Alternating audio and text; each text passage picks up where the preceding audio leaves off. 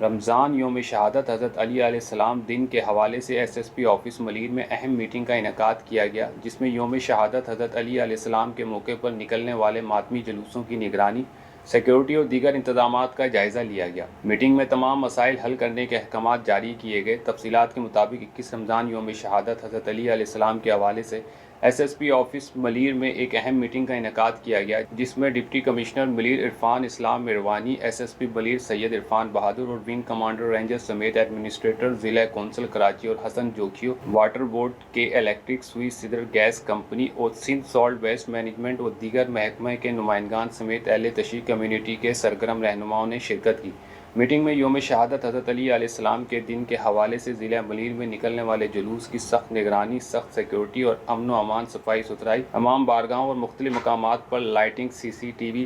کیمراؤں، پانی کی فراہمی اور دیگر مسائل کا جائزہ لیا گیا، جن کو فوری طور پر حل کرنے کے لیے احکامات جاری کیے گئے۔